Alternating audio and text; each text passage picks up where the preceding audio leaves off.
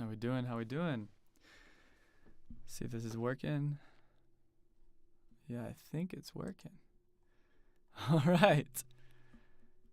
All right.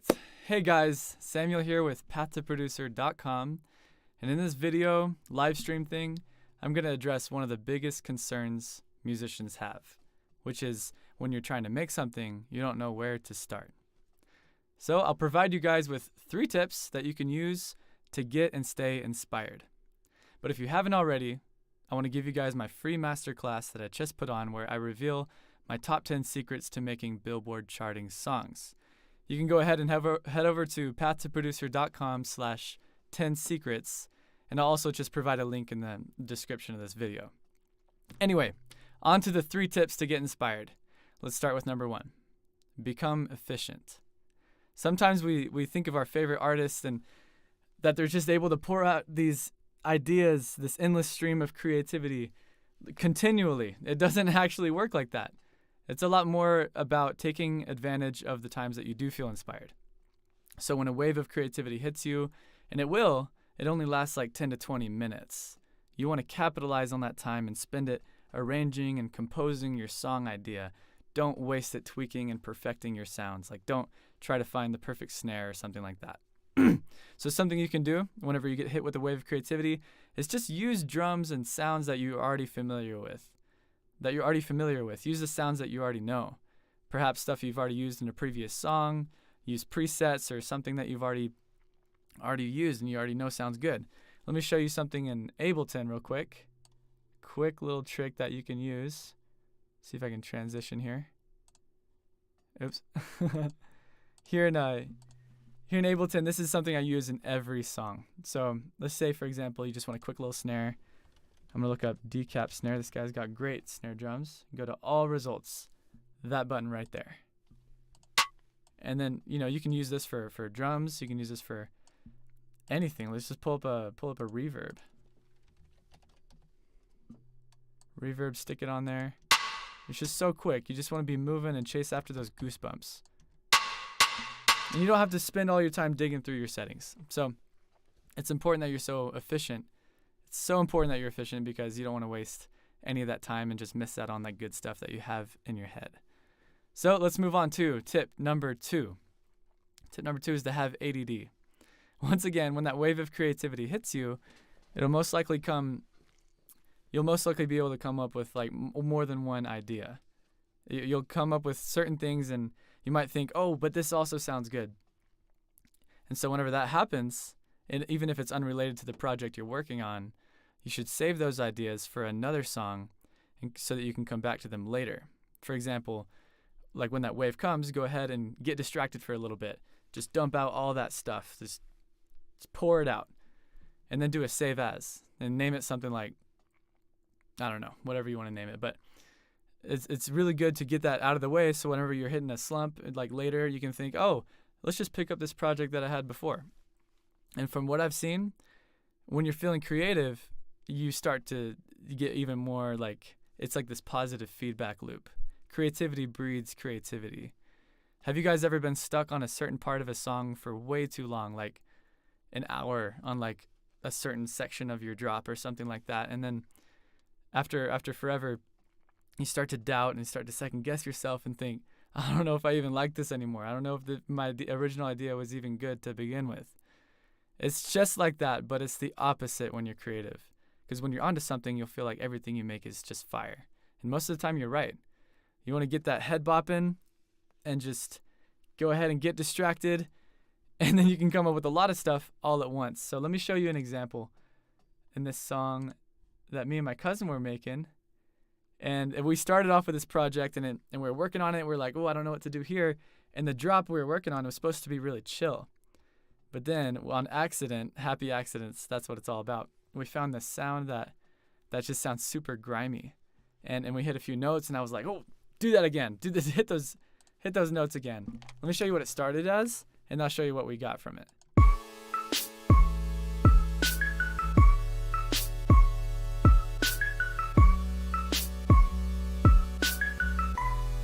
You see, nothing too crazy, but then we're like, let's put some like horns or something in the background. And we found this sound. It was we were tweaking with a preset actually, and it sounds like this. And he hit these notes right here. I was like, oh, do that again. That is so awesome. So we put some drums on it, and then yeah, this is what it sounds like. I mean, don't get me wrong. That was just an idea. I should fill it. We didn't know what to do in that empty space, but let me play it again. And I just was thinking, well, we could totally make a completely different song from this. So anyway, that is how you get distracted. And we did a save as, and I've already started to build another song from that. We'll get into that maybe another time. So let's now move on to tip number 3. It is to steal chords. Chords can lay the foundation of your whole song, and good news, they can't be copyrighted. So one way to get inspired is to snag the chords, just yank them from a song that you like. Maybe you can Google it, or if you found a clip on Splice that you really like, you can make an original track from that if you just pull the chords out of it. Let me show you what I'm talking about. There's multiple ways to define the chords of songs, but in this particular song, I did this trick where Ableton has this algorithm where it can analyze a file and you can get the chords straight up from it. So this is the splice loop I started with.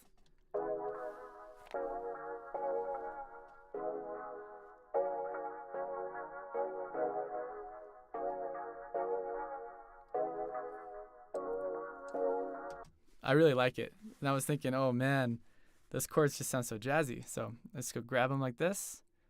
Hope you guys can see this. Let me double check.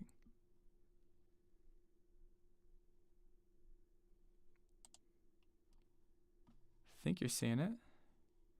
If you're not, I'll make it up to you guys if this isn't working, but it's my first time live streaming, bear with me.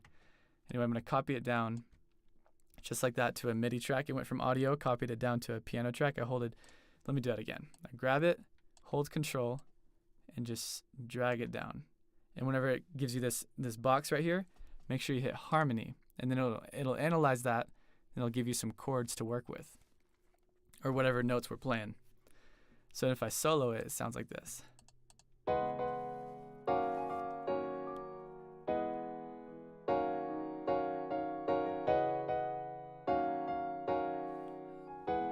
And you can tell that there's some imperfections in there. Like Ableton didn't do a perfect job analyzing that, but I mean, I actually like those imperfections because it can help me come up with a melody, which is exactly what I did for this song. Let me turn off this clip and show you what we did with it.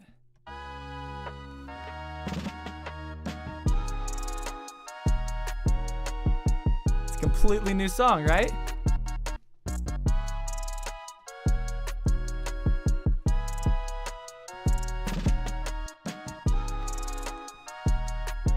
And for the sound itself, we just used this flute sample, once again by Decap, great producer. And then we just built a beat from it.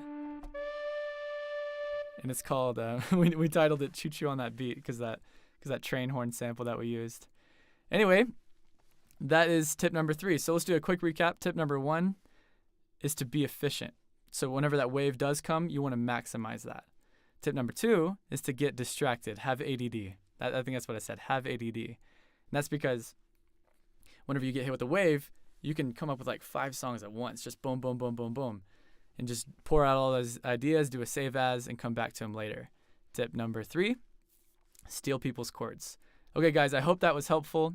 If you haven't already, make sure to go watch my free masterclass where I break down my top 10 secrets to Billboard charting songs. You can go to pathtoproducer.com/10secrets or just click the link in the description. And I'm going to stick around for a few minutes. I'm going to open this up. If you guys have any, Blake, my man. If you guys have any questions, I'm going to stick around for a few minutes to do a Q&A. But if you don't have any questions, no big deal. You can leave some comments if you're coming late to the game. Maybe I'll play the beat while you guys come up with some questions if you have any. I'll stick around for a few minutes. Let's just listen to this beautiful track we made from stealing chords.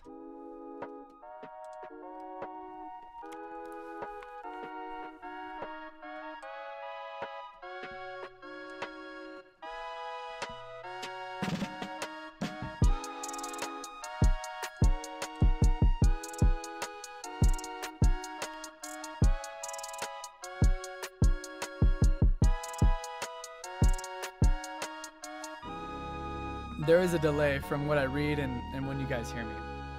So I think it's like 5 seconds or something.